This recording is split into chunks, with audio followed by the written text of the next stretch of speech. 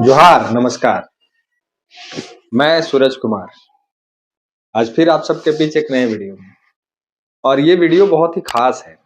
खास इसलिए है कि अपने आप में ये वीडियो कुछ मायने रखता है। मायने क्या रखता है ये आपको जानना चाहिए। कैसे मैं इस वीडियो में बोल रहा हूँ कि ये वीडियो कुछ मायने रखता है। अच्छा, एक चलिए वीडियो को शुरू करने से पहले मैं आपसे एक प्रश्न करता हूँ। इस प्रश्न का जवाब आप मुझे कमेंट में दीजिएगा। प्रश्न ये है कि अगर मैं आपको कहूँ कि आप कोई चमचमाती कार खरीदने शोरूम जाते हैं और उस शोरूम में अगर आपको मैं कह दूं कि नहीं सो आप ऐसा कीजिए कि चमचमाती कार मत लीजिए, एक सेकेंड हैंड कार हम लोग खरीदते हैं और उसको मॉडिफाई करा देते हैं और मॉडिफाई करा के हम लोग घर ले चलते हैं। बाकी घर वाले तो ऊपर से देख के खुश हो ही जाएंगे कि नया कार लेके आया है, पैसा बच जाएगा हम लोग का। तो वो जो इंसान था जिसको कार खरीदना था उसको आइडिया ये बड़ा पसंद आया और वो किया भी वही। एक सेकंड हैंड कार को खरीदा और उसको पूरी तरह से मॉडिफाई करा के एकदम चकाचक नया करा दिया और घर ले गया। तो घर ले जाने के बाद जैसे ही वो हमारे घर के गार्जियन या फिर वो घर के जो लोग हैं काफी उत्सुक थे, पूजा वूजा किए, सब कुछ किए, सुचारू रूप से गाड़ी चलने लगी। एक साल बाद उस गाड़ी का हवा निकल जाता है, मतलब कि गाड़ी खराब होने लगती है, तमाम तरह की समस्याएं आने लगती है, तमाम तरह की प्रॉब्लम आने लगती है। तो घर वाले पूछते हैं कि बाबू तुम नया गाड़ी खरीदा था, ऐसा समस्या तुम्हारे नए गाड़ी में क्यों आ रहा है?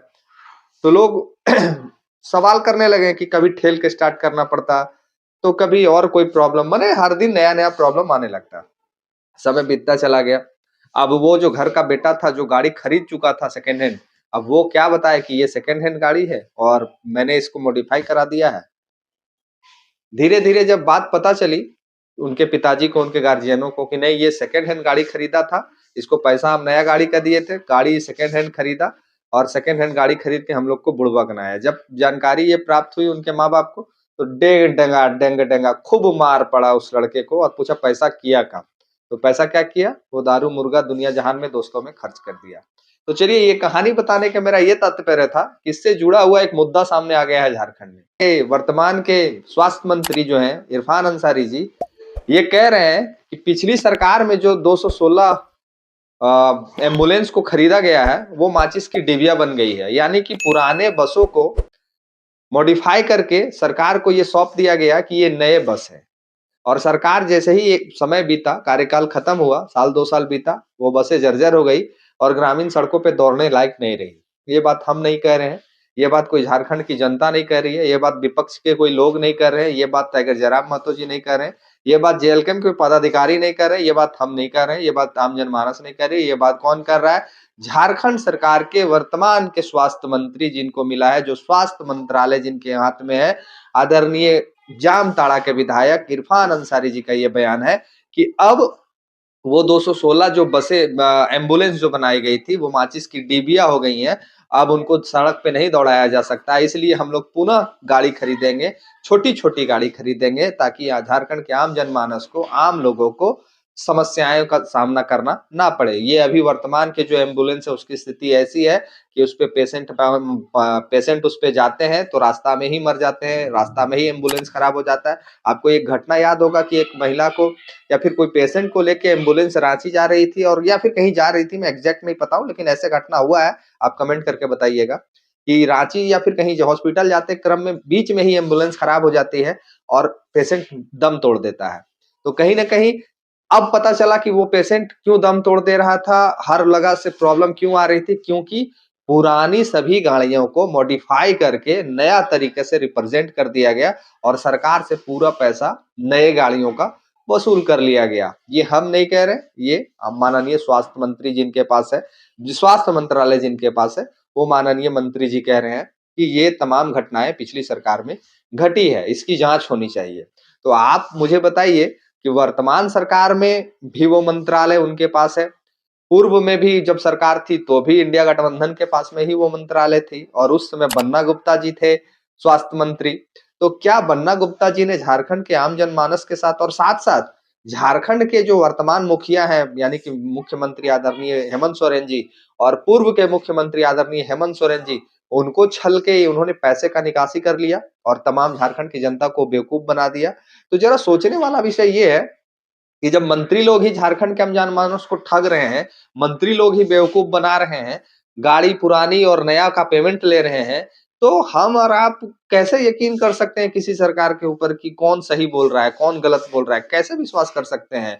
इनके पूर्व के मंत्री आज जेल में हैं, इनके पूर्व के मुखिया जो मुख्यमंत्री है वो जेल काट के आए हैं। अभी वर्तमान में इनके ही मंत्रालय जिनके पास है स्वास्थ्य मंत्री, वो आरोप लगा रहे हैं कि पूर्व के स्वास्थ्य मंत्री ने इतना बड़ा घोटाला कर दिया है। तमाम वो पुरानी गाड़ियों को नया फ्रेम में देके, नया चमचमाती गाड़ियां बना के तमाम जिलों में सौंप दिया गया, और वो खराब थी, माचिस की डिबिया थी। और सोचिए कि 216 शायद एम्बुलेंस है, 216 एम्बुलेंस आज माचिस की डिबिया बन गई है, यानी कि वो पैसा सोहा। झारखंड में तमाम ऐसे मुद्दाएं हैं, तमाम ऐसे ज्वलंत मुद्दाएं हैं जिसको सरकार स्वहा बंद बस्ते में डाल देती है। जैसे कहते हैं ना कि जब आप हवन कुंड में कुछ करते हैं तो अलुल जलुल चीज जैसे होता है, पंडित जी मंत्र पढ़ते हैं और हम लोग करते हैं स्वाहा स्वाहा स्वाहा। उसी तरह हेमंत सोरेन जी के सरकार में पुराने जितने भी मंत्रालय जिनके जिनके पास थे, पोल खुलते दिख रहा है। जैसे ग्रामीण विकास मंत्री थे आलमगीर आलम साहब, वो जेल में है। स्वास्थ्य मंत्री के ऊपर में वर्तमान स्वास्थ्य मंत्री ने आरोप लगा दिया है कि वो पुरानी गाड़ियों को मॉडिफाई करके नई गाड़ियों में तब्दील कर दिया है। तो आप लोग क्या समझते हैं? इस वीडियो के माध्यम से मुझे कमेंट करके बताइए कि कैसे झारखंड सरकार में कौन से मंत्रालय में कौन से मंत्री हैं जिन पे विश्वास किया जा सकता है, जो सही ढंग से सुचारू रूप से काम कर रहे हैं। आप मुझे कमेंट करके गाइड जरूर कीजिएगा, चाहे वो स्वास्थ्य मंत्री हो, चाहे वो कृषि मंत्री हो, चाहे वो शिक्षा मंत्री हो, चाहे अन्य मंत्रालय जिनके पास है।